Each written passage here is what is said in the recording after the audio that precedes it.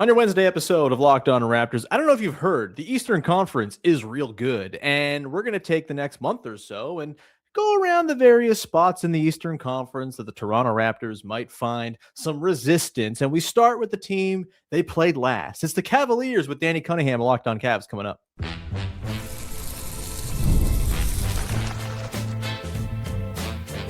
You are Locked On Raptors, your daily Toronto Raptors podcast, part of the Locked On Podcast Network, your team every day.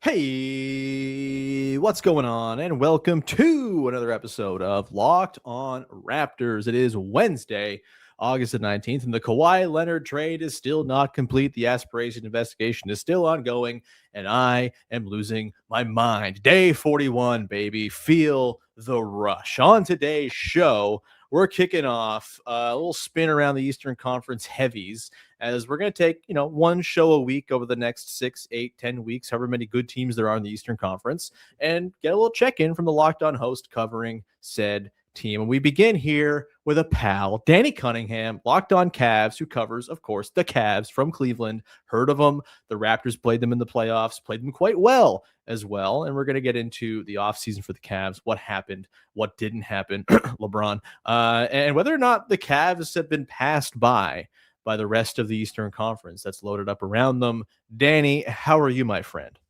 I'm lovely. Just waiting for the Cavs to kind of go about their offseason business. You mentioned LeBron. That was kind of the thing that was supposed to be the thing, ended up not being the thing. And now we are waiting for them to do what should be their big move. I think they have a couple of things still up their sleeve. I don't think that the roster currently constructed is the roster we'll see on opening night. But yeah, it's been a lot, just like you, it's been a lot of waiting in Cleveland, Ohio this summer. Don't do the stolen valor thing. Our waiting has been much weirder than your waiting. Okay. It has been. Yeah. Okay. It has no argument. Let's, I want to just get into first the general psyche of Cavs fans coming out of this past season, because they did the thing. They made a deep playoff run. They went to the Eastern Conference Finals. They got waxed by the Knicks. Wasn't even really close after game one. Kind of weren't terribly convincing on their way. I know they came back against the Pistons, and the Pistons were their own brand of unconvincing in the playoffs as well. Obviously, we know what happened in the Raptors-Cavs series and how close that was up until the Cavs big men decided to remember their big in the second half of Game 7. They were courting LeBron. They didn't get LeBron, and now, like you said, the roster's still incomplete. We're not quite sure. Is Peyton Watson going to be on the team? Is Jonathan Kuminga going to be on the team? He didn't sign while I was on vacation, right? I don't think so. And so, you lose Dean Wade, who, I enjoyed watching play for the Cavs last year in the playoffs because of how little he did with the basketball. But I understand he's quite important to that team as a wing defender in particular, that on a team that doesn't have a lot of them. Dennis Schroeder was traded earlier this week or last week. And what seems to be a move to set up the move, as you wrote in your newsletter. Are Cavs fans excited? Are they relieved about the deep run? Are they unsatisfied? What's the vibe out there, man? I think annoyed is probably the best way to put it, because the Cavs were a good team last year. I think they felt as if they played with their food a little bit. I think that they look at the Toronto series and say that probably should have been a 5-game series. You don't allow the Raptors to come back from down by 8 points in the final few minutes of game 4. You take care of business in game 5. I think that organizationally, they feel that's how that should have went. And listen, that's on them for not handling their business. And then game 6 happens the way game 6 happened. They probably feel like that series should have been shorter. And I think they feel if that series should have been shorter, then the effects would have been, well, the Detroit series is shorter, and then New York maybe looks a little different. You don't run out of gas with a 22-point lead with 8 minutes left to go in the fourth quarter of game 1 in Madison Square Garden. And then this is a team that, as of right now, is worse than the team that did all of those things last spring. Because you mentioned they lost Dean Wade.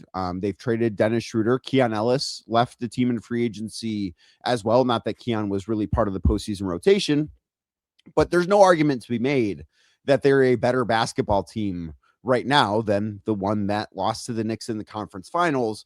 But the arguments that the Cavs are hoping can be made is that they acquire Peyton Watson, or they acquire Jonathan Kuminga, or maybe in this crazy world, they find a way to acquire both of them. And they can say, well, we might not necessarily be like a team that is significantly better on paper, but we're a team that might have some smaller weaknesses, right? Because you do Sure. think about the Cavs not having what they need on the wing, and you bring up Dean Wade, who is a fantastic defensive player, and you don't have to look any further than Brandon Ingram's stats in that series against the Raptors for sort of proof there.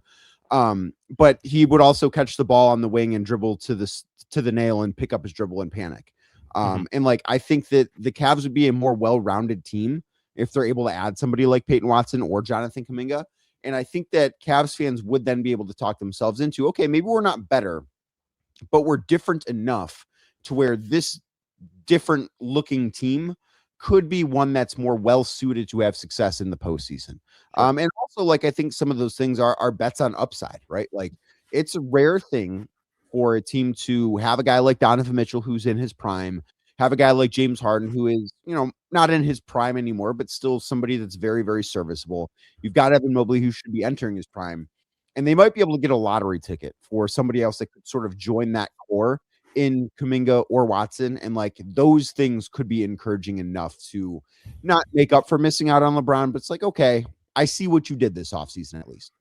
Yeah, fair enough. It's I guess like the word that comes to mind for me when I look at the Cavs as is, and like I think like Peyton Watson would be a pretty awesome addition. I don't think Jonathan Kuminga is very good, and I don't think that's the move I'd be making if I'm the Cavs. But to each their own, I suppose. I know there are Kuminga heads out there, but like barring the addition of a Peyton Watson, the word that comes to mind for me with this team is kind of stale, right? Just like, yeah, kind of running back the same thing. We assume James Harden's going to sign at some point, and they're going to do the James Harden Mitchell thing. And it's weird to call them stale considering James Harden's been on the team for like 3 weeks or whatever it's been, right? Like, it's not like this is a old version of this team, though obviously the key components, Mitchell, Allen, Mobley, have all been there forever now.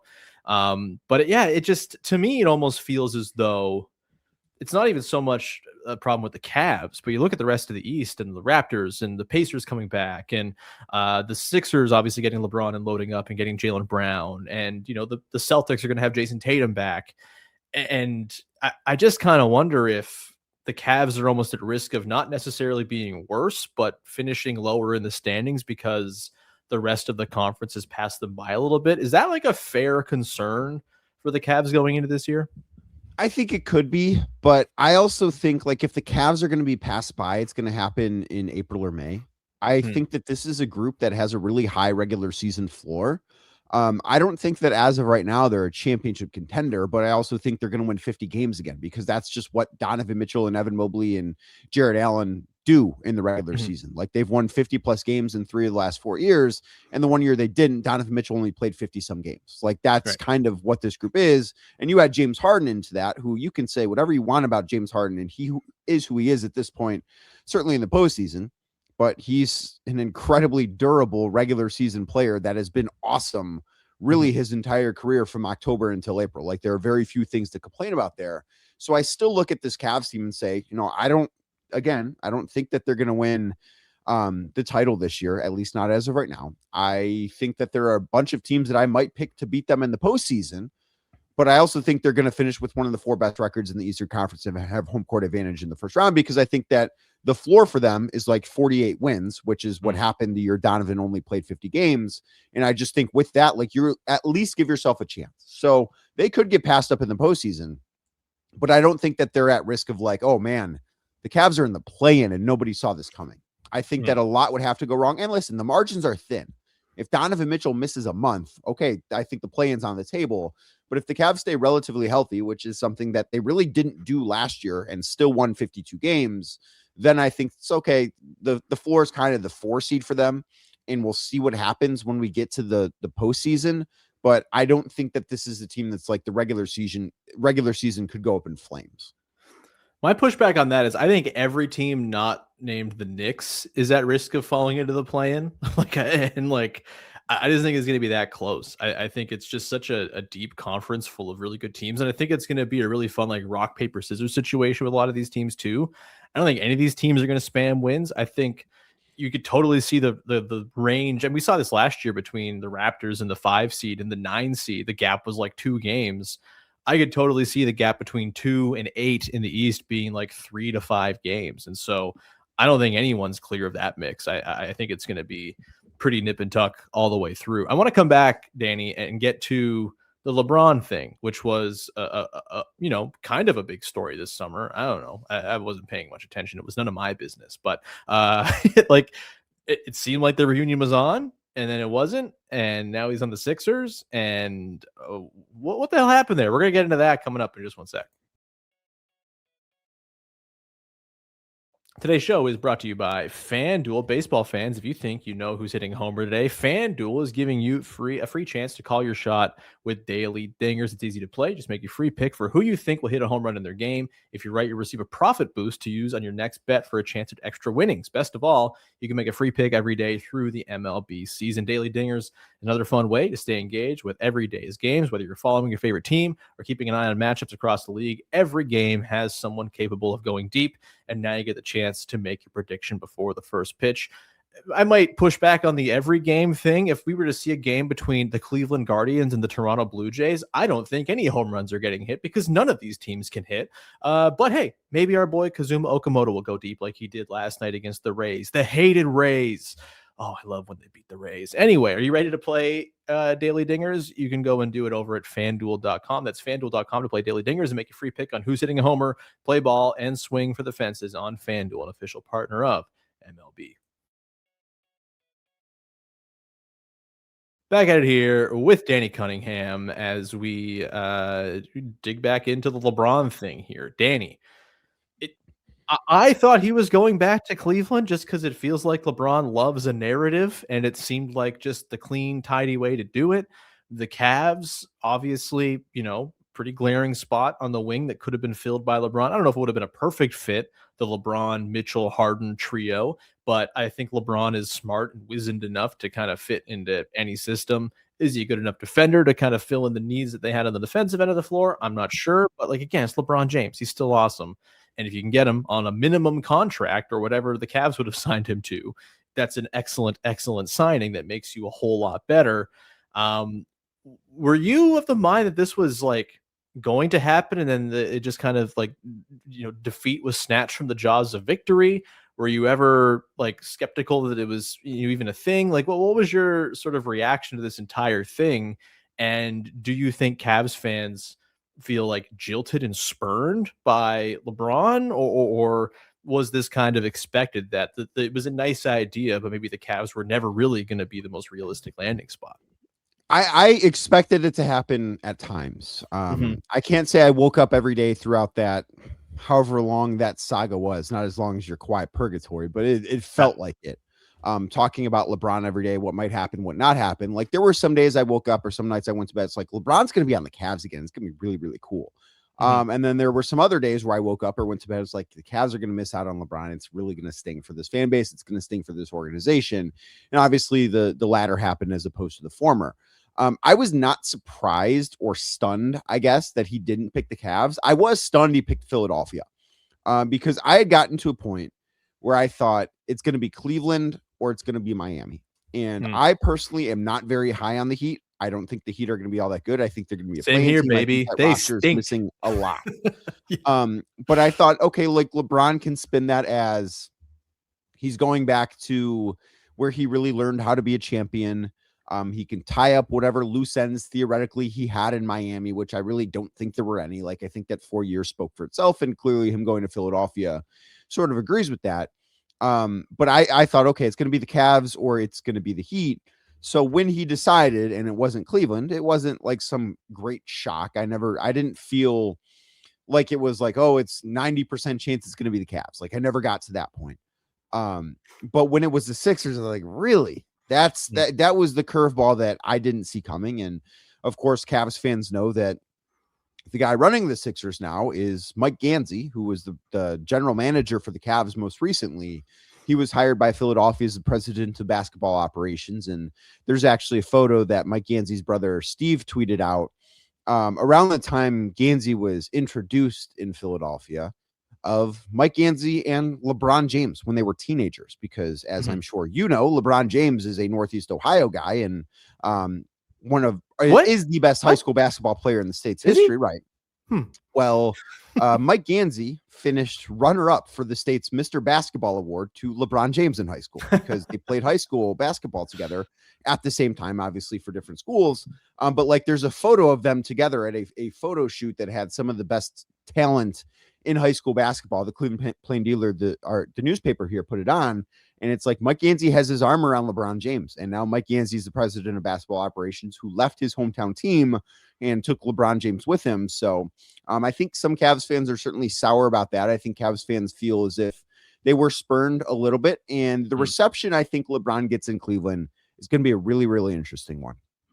Because for each of the last 8 years, when he's been a member of the Lakers, it's felt like a homecoming, right? There's been a tribute video every time. There's been a standing ovation every time. There's been a recognition that not only are you the greatest thing that's ever come through this building, that brought this city the greatest moment it's had in sports since 1964 when the Browns won the NFL championship, which is like pre-Super Bowls happening, as you probably know, although I don't know if you know because you're in Canada and you guys have the Grey Cup there and not the Lombardi Trophy. Yeah, you're goddamn right we do.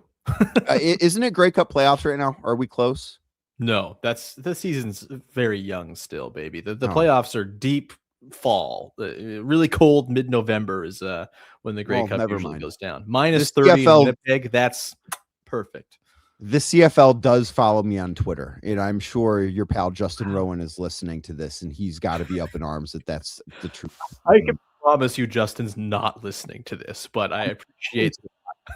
Tell him to listen, and he will understand all of this stuff. But when LeBron has come back, it's been like a part of your celebration. And now I'm like, it has crossed my mind, and I don't think this will happen. But like, I've wondered, is LeBron going to get booed in Cleveland? And nothing will ever be what it was in 2010 when he came back as a member of the Heat. That's like never, ever, ever, ever again. But I don't think the reception is going to be as warm, because I think that there is at least a section of this fan base that felt like LeBron could have and should have come home, and he chose not to. And it's the third time that he's chosen to go somewhere other than Cleveland. And I understand it. I get why he went to Philly. I wish he would have come to Cleveland. Like, that would have made my life better, certainly. But I just think it's going to be a really interesting reception when that happens. And that was kind of what the Cavs offseason was based upon, and they didn't get it done. I will say, I do give some credit to Cavs fans. I think they've been a lot more gracious in accepting this spurning than Miami Heat fans have, who, we know how normal Heat fans are about things and how much they don't get mad about stuff. Yeah. It's yeah. What do you mean trading 3 two-way guys for Damian Lillard isn't a good package? Oh, they're the spoiled baby fans of the NBA. They absolutely love it. Are. Just are running around in their soiled diapers. Yeah, you heard it, Heat fans. There's no Heat fans watching this, but if there are, they might, because they like to get in the comments and be mad about stuff. Okay. You mentioned what this offseason was built around. I think kind of the slept on thing from this offseason is, Donovan Mitchell signed a gigantic extension. That was a big deal. I think had things gone not very well for the Cavs to start this season, you probably start to hear some like, is Donovan Mitchell along for Cleveland stuff? Like, that's been kind of a narrative for years now, but he's like, no, I'm here. And I just signed a 4-year, $273 million extension. That's a lot of cake. It's the kind of cake that I think a lot of teams have been scared to hand out for their best players. I think the Cavs kind of had to do it because Donovan Mitchell's so important to them. But like, does him being on that contract add some pressure in the coming years here, Danny, to like get this thing over the finish line and like make a finals because he's making so much? Does it add more pressure to Donovan Mitchell, who I think has been kind of just generally pretty beloved by Cavs fans during his time there? This sucks that this always happens when big contract gets handed out. It now defines the person, and it becomes like the sort of moral, you sort of tie personality to it, which is stupid and bad. But it's probably going to happen with Donovan Mitchell if things don't go like super swimmingly well in the next couple of years. Like, what does this wrinkle kind of add to, I guess, just like the way you think about this team in the coming years? I think it actually takes pressure away from the Cavs. It probably adds pressure to Donovan Mitchell, but from the Cavs perspective, like, no, it's a lot of money. There's no doubt about that. And there are some challenges from a roster building standpoint that could potentially pop up. But they also don't have to worry about, is Donovan Mitchell going to request a trade? Is Donovan Mitchell going to leave in free agency and we have nothing to show for it? Like, that stuff is off the table. Donovan Mitchell is committed to playing at the very least his entire prime in Cleveland and at the most the rest of his career in Cleveland.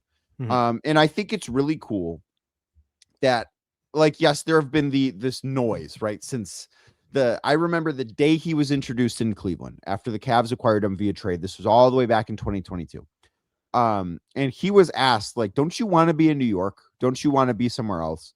And he gave the right answer, which Donovan Mitchell always does. He always gives the right answer.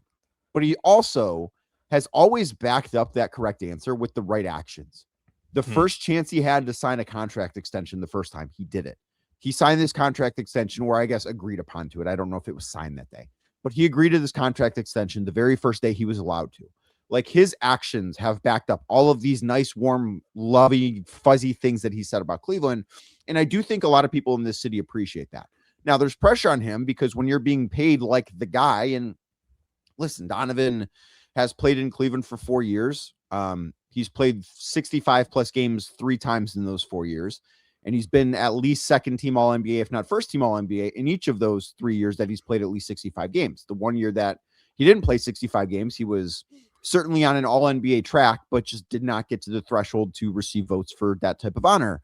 So I think that, like, if you're not going to pay this guy, who are you going to pay? And it's not to say that this contract's going to be awesome when he's making $75 million a year when he's 34. It might not be great then, but it's going to be fine now and keeps the Cavs window open. And I think actually takes a little bit of pressure off of the organization at this moment. Yeah, fair enough. And look, I like that he stuck around. Like, I think we've lost a little bit of the sort of continuity and longtime guy associated with team thing that kind of makes the year to year of the NBA a lot more interesting to me. And so I'm glad that these Cavs teams are going to kind of exist in the Donovan Mitchell image for a few more years. Like, they're an interesting character in the context of the Eastern Conference and the league. And, I'm going to try my hardest to not slag the contract, because it's not Donovan Mitchell's fault that we have the dumb system we have. And he's very good.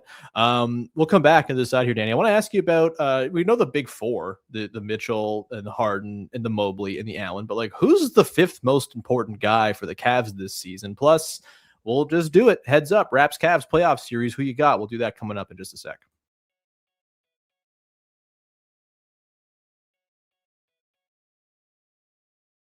Wrapping it up here with Danny Cunningham from Locked On Cavs, the Inside Shot newsletter as well. That's the right, I plugged the right thing, right? Yeah, great. Awesome. Good job, buddy. Look, there are a lot of newsletters, and all of them are based on some sort of basketball pun. And anytime I can successfully remember the right one and put it to the face, I feel like I have won. Okay, Danny, the big four we're familiar with, Mitchell, Harden, Mobley, Allen. Doesn't seem like any of those guys are going anywhere, though I do think, Jared Allen's an interesting consideration for, can you get Trey Murphy or something, or Herb Jones or something like that, and kind of mix up the team and find a wing that way? We can, put a pin in that one for another day. But those are the four most important players on the team. Who to you is the fifth most important player for the team this coming season? Like, who needs to pop? Ideally, it's a wing, right? Filling in between those, the two guards and the two bigs. They lost Dean Wade. Dennis Schroeder's gone. That's good for everybody in Cleveland. But like, well, who's your pick here? Like, who's the guy that just, like, kind of has to pop? As of now, it's Jaylon Tyson. And Tyson is going into his third year. He had an awesome second year. He was named a rising star in the NBA. Like, he was, after really not playing a ton as a rookie. And listen, his rookie year, the Cavs won 64 games. They were mostly healthy. There was just not room for a rookie to play, and that's a very understandable thing. But he was awesome last year. He was one of the best three-point shooters in basketball. Didn't necessarily have the greatest postseason, and I think part of it was his role really started to fluctuate. And part of the reason why he popped last year, because Max Strus missed the first 65 games of the season with a Jones fracture in his foot. And that meant Jaylon Tyson got to start a ton, got to play a ton of minutes, and he really, really had a great year. And the Cavs need Jaylon Tyson to be their fifth starter. at least as of right now, because again, I think there's some unfinished business. And like, if they get Peyton Watson, this answer is null and void because Peyton Watson becomes that answer, I think. But Jaylon Tyson's a very, very important player to them. And if he's their fifth starter, if he's the guy that shot 43 or whatever percent it was from beyond the arc last season, if he can have some of that creation that he flashed a little bit at times when the Cavs were without Darius Garland before James Harden arrived, and that Tyson certainly showcased at Cal in college, then I think he can be somebody that does help to elevate this team's both floor and ceiling, because he, to me, is somebody that I don't know if he can ever be like an all-star. He certainly thinks he's capable of being an all-star, maybe even more. And after what he did as a second-year player, he's not a guy that I would want to bet against. And if he takes another step forward, the Cavs, I think, are going to take a step forward with him. That's a lot of pressure to put on a third-year guy that, again, there are 4 guys on this roster that you look and say, you could be an all-star. You could be an all-star. You could be an all-star. You will be an all-star. I'm talking about Donovan Mitchell. And then there's Jaylon Tyson. We're talking about him being the guy that could really push them forward. But I think that's the reality of the situation, because Tyson has shown how good he can be. The postseason didn't go as well as I think it should have for him. And I think part of that was the Cavs didn't really give him a long enough runway there. But he, to me, is easily the answer for the 5th most important Cav. I mean, this is like the defining story of this era of the Cavs, right? Is like, who's the 5th guy who ties together the 2 guards and the 2 bigs? And I think Jaylon Tyson stands as good a chance as anyone we've seen of being like a really damn good version of that. I'm also pretty high on Jaylon Tyson. I wanted him in the draft back a couple years ago. Like, he's a good player. And yeah, I think he's the clear answer to me for this one as well. All right, let's do this, Danny. I'm going to do this with all of the Locked On hosts we check in with. And look, it's hard to avoid the homerism with this one, but we'll try our darndest here. We get to, let's say, April 20th. It's 2027. The Toronto Raptors have just completed a noble 2nd seed season. The Cavaliers have navigated the play-in and are the 7th seed. Ooh. It's 2-7 Raptors in the first round, hosting the Cavs. Maybe it's a 3-6. Maybe it's a 4-5. Who the hell knows? I think the 4-5 might be the most realistic. Of course you would say that with a homerism coming in. Oh my God, unbelievable. But like matchup-wise, these 2 teams, we just saw them play. The Raptors obviously got better with Kawhi Leonard, presumably, if he's on the floor, which we're just assuming with all of these things right now. Who you got in a 7-game series, Raptors or Cavs, as currently constructed? As currently constructed, I'd pick the Raptors. I can't believe I gave you the space to hedge. I'm so mad, but carry on.